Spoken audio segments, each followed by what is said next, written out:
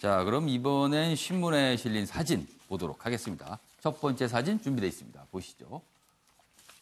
BTS가 등장을 했습니다. 최연소 문화훈장 수상한 방탄소년단. 어제입니다. 대중문화예술상 시상식이 있었는데 거기서 문화훈장을 받았습니다. 이 멤버들이요. 공로는요, 이런 겁니다. K-팝 열풍을 통해 한류를 한 단계 업그레이드 시킨 공로를 인정한다. 그래서 문화훈장. 그리고요, 이 BTS member들의 평균 연령이 23세입니다. 지금까지 문화훈장을 받은 최연소 나이라고 하는군요. 한번 대단합니다. 세계적으로 대단하고 한국에서도 역시 대단합니다. 다음 사진 보겠습니다. 자, 이 사진은요, 카슈크지 아들 만난 사우디 왕세자. 지금 사우디아라비아 언론인 자말 카슈크지 피살 사건 그 배후에 지금 사진의 오른쪽 빈살만 왕세자가 있다는 의혹 끊임없이 나오고 있는데 이 왕세자가 그 카슈크지 언론인 카슈크지 아들입니다. 아들 살라와 악수를 하는 모습. 현지 시간 23일 모습입니다. 의혹을 받고 있는 왕실 사람과 피해자의 피살된 언론인의 아들의 악수. 자, 지금 아들의 눈 표정을 좀 보십시오. 굉장히 의미심장해 보이는데 윤용걸 전 대표님, 네. 지금 저 아들 네. 무슨 생각을 하면서 저렇게 악수를 하고 있을까요? 뭐 속으로는 분노를 하겠지만 예. 많이 좀 억제를 하지 않을까요? 예. 그리고 또 저렇게 또 찾아가서 예. 또 만나고 하는 것도 또 그 대단한 또 배심인 것 같아요. 지금 저 자리는 빈살만 왕세자가 예. 이제 카슈크지의 그 가족들을 불러서 위로하는 자리라고 해요. 예. 위로하는 자리, 의혹을 받고 있는 사람. 이제 가해자잖아요. 지금 가해자로 많이 알려졌잖아요. 가해자로 지금 지목이 되고 있죠. 어떻게 보면 우리나라로 말하면 예. 저 박종철 사건이 생각날 정도로 예. 턱 치니까 예. 억하고 죽었다더라 한 것처럼 예. 거의 뭐 안 했는데 뭐 죽었다더라 예. 뭐 이런 식으로 좀 변명에 일관하는데 그러면서도 또 유족을 만나서 저렇게 예.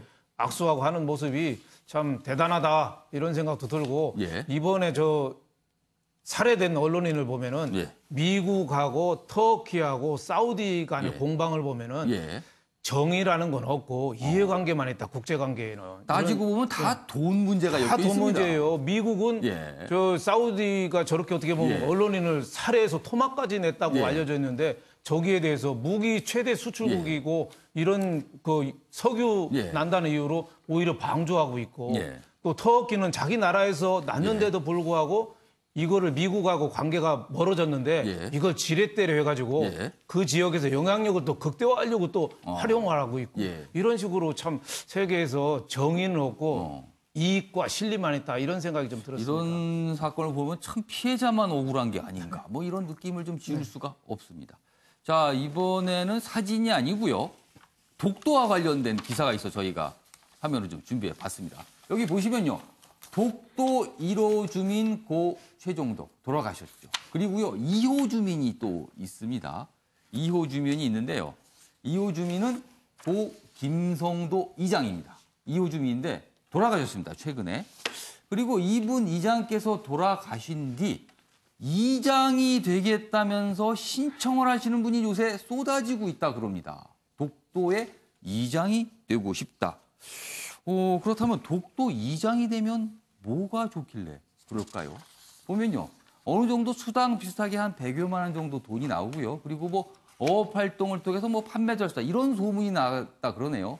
물론 순수한 뜻에서 독도에 가서 내가 지키겠습니다. 이런 마음을 가신 분이 훨씬 많겠다고 보지만 여러 가지 아무튼 상황이 있는데 하루에 전화가 100여 통씩 이상 독도 이장이 되고 싶은데 어떻게 해야 됩니까? 이렇게 묻는 분들이 있다 그러는데 김철 교수님. 예.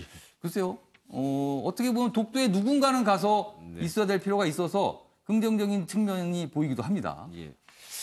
또 그런 뭐 이제 독도의 소중한 부분도 예. 있고 또 예. 한일 관계 뭐 계속 이제 독도라고 하는 것이 이제 갖는 어떤 예. 우리 이제 한국의 어떤 민족적인 정서 부분이 예. 있지 않습니까? 근데 또 한편으로는 그 지금까지 내려왔던 저렇게 이제 계속 지키고 계시면서 예. 뭔가 이제 자기는 못하고 있다라고 하는 어떤 부채감 같은 것도 예. 있고 예.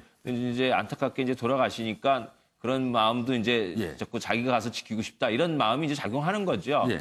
또 한편으로는 그런 것도 있는 것 같습니다. 뭐 이제 그 나는 자연이다 이런 이제 프로그램도 있고 그런데 그러니까 이제 이 각박한 데에서 떠나서 살지만 자연 속에 사는 예, 삶. 또 자연 속에 살면서 또 한편으로는 상당히 국가적 명분도 있는 그런 곳에 가서 이제 사실 수 있게 되는 거니까 예. 이제 그런 부분에 대한 선호가 또 높아져 있는 그런 우리 이 현실을 반영하고 있는 건 아닌가 그런 생각이 들고요. 예. 어제 저희 집에 이제 그 식구 또 저보러 이제 혹시 뭐 생각이 없냐고 물어보길래 김시호 교수께는 어떻게 생각이 있으십니까?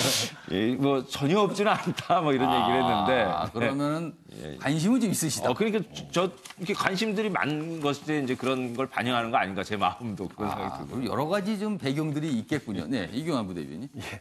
뭐 여러 가지 의미가 있겠지만 예. 아마 국제법적으로 의미가 있는 걸로 알고 있습니다. 예. 무슨 뜻이냐면 단순히 군인만이 정조하는 것이 아니라 원래 무인도를 유인도화시키는 즉 민간이 사는 문제가 국제법적으로 의미가 있다. 즉 단순히 암초가 아니라 유인도다. 사람이 살고 있기 때문에 실효 지배를 강화시킨다는 측면도 있고요. 이런 차원에서 본다면 이 독도에 사는 사람이 나아져야 되는데 실제로 살기에 척박한 환경인 건 맞는데 예. 근데 이렇게 2호 주민이 돌아가시니까 국민들이 이렇게 살려고 하는 건 알겠는데 단순히 이번에는 일회성으로 좀 그치지 않았으면 좋겠습니다. 실제 여러 사람이 가서 살 수 있도록 국가가 좀 살 수 있는 환경을 만들어주고 얼핏 보면은 뭐 한 달 내 140여만 원 지원을 받았다고 하는데요.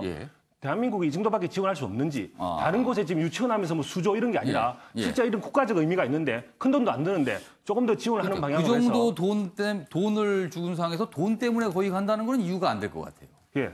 돈 때문에는 안 되는데 적어도 그런 데 사는데 예를 들어서 지금 뭐 독도 주민 지원 이런 것들이 법령에 의해서 조례에 의해서 가능한 거 아니겠습니까? 그렇다면 그 액수를 조금 더 높이는 건 충분히 가능하다는 것이죠. 그런 차원에서 본다면 이 보다 많은 사람들이 살아서 국제법적인 의미, 즉 지금 실제로 일본은 법적 의미에서 이 독도는 자기들이 소유한다 이렇게 주장하고 있지 않습니까? 그런 차원에서 본다면 민간인들이 계속적으로 살면서 즉 실효적 지배를 높이고 어떤 영토화시키는 법적인 진전이 필요하기 때문에 그런 차원에서 본다면 당연히 국가가 지원을 좀 더 확대해야 된다. 저는 이렇게 보고 있습니다. 관할인 경북 울릉군에서는 아직 이장 선발 계획은 없다고 그럽니다. 뭐 어떻게 흘러갈지 궁금합니다. 자, 이번엔 다른 기사 또 준비된 게 있습니다. 보겠습니다. 여기 보시죠. 국회에 나온 이국종 교수. 응급치료의 달인으로 지금 통하는 이국종 교수. 그런데 달라진 게 없다. 이렇게 한탄을 했답니다. 국회 보건복지위원회 국정감사장에서 이렇게 얘기를 했습니다. 어떻게 안 달라졌다는 건가요? 보겠습니다. 닥터 헬기, 환자 위급 상황에도 지정된 장소 밖에 착륙하지 못한다. 위급이면은 급하게 원하는 곳에 착륙할 수 있어야 되는데 지정된 곳에 착륙을 꼭 해야 된다. 무전도 안 돼 카톡으로 연락을 한다. 위급 상황에서. 정부 지원 발표 후에도 어려움 여전. 헬기 운영은 또 민원이 너무나 많이 빗발쳐서 헬기 띄우기도 쉽지가 않다. 이런 한탄도 했다는 내용이 있군요. 어제 상황 영상으로 준비했습니다. 보시죠. 그러면 저희가 임계점에 대해서는 어떻게 착륙을 하냐면은 저희 보신 것처럼 그냥 아무 데나 있는 공터라든가 이렇게 경기장 이런 데 지상대원들하고 같이 호흡을 해서 이렇게 가는 경우가 됐고요. 소방대원들이 확보해 줄 경우에는 제가 저렇게 가고 경찰의 도움을 받아서 저런 데 내려앉을 수도 있습니다. 고속도로 한복판에서 사고가 나도 실제 톨게이트를 빠져나와서 저 환자를 병원까지 싣고 가는 데 굉장히 많은 시간이 소요됩니다. 그런 동안에 길바닥에서 환자가 죽게 되기 때문에 저기 전문화된 의료진들이 저렇게 아무 데나 내려앉을 수 있어야 됩니다. 네, 김시열 교수님, 이국종 교수의 저런 한탄 분명히 뭔가 좀 시정이 돼야 될 것 같습니다. 우선 하나는 이제 이 정치권 정부 측이 이 닥터헬기를 이제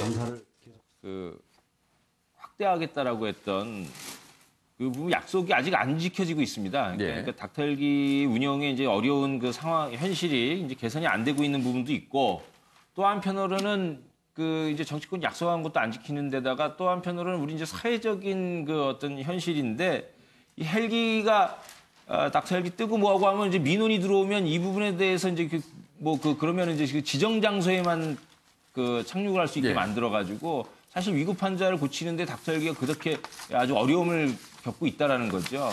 그래서 이 닥터 헬기를 가지고서 우리가 좀 보면은 좀 이거 안전 문제라든지 어떤 좀 위급 환자에 대한 그 어떤 구호나 치료 이 부분에 있어서의 좀 사회적인 그 도움, 그 이제 사회적인 협조 이런 부분들이 좀 기본적으로 갖춰져야 되는데 이게 안 돼 있다라고 하는 거. 최근에 보면 이제 이 구급차는 좀 되어 있거든요. 이제 차 몰고 댕기다 보면 사이렌 울리면 이렇게 차들이 이제 양쪽으로 비켜줘가지고 가는 이런 거는 이제 조금씩 잘 되고 있는데 근데 그것도 잘 안 돼가지고 항상 이제 문제가 제기된 다음에 이제 좀 나아졌었거든요. 이 닥터 헬기 문제는 국회에서는 얘기했지만 사실 시민들이 썩도 잘 모르고 있었던 실태예요. 그런데 이제 아시면은 이제 그 민원이나 이런 것도 잘 안 하실 거고 또 다만 이제 그 정치권의 등등이 좀 지원이나 이런 것들을 분명하게 하고 그 이제 그 지정 장소에 착륙한다라든지 이런 관련 법제 부분들을 좀 빨리 개선을 해서 운영을 좀 원활하게 할 수 있도록 그렇게 하는 것이 필요하지 않나 생각이 듭니다. 응급 환자인데 헬기로 빨리 옮겨야 되는데 착륙 장소가 마땅치가 않다. 그리고 응급 환자인데 무전이 잘 안 돼서 카톡으로 연락을 주고받는다. 글쎄요. 의료 선진국에서 보면 웃을 일이 아닐까 싶습니다.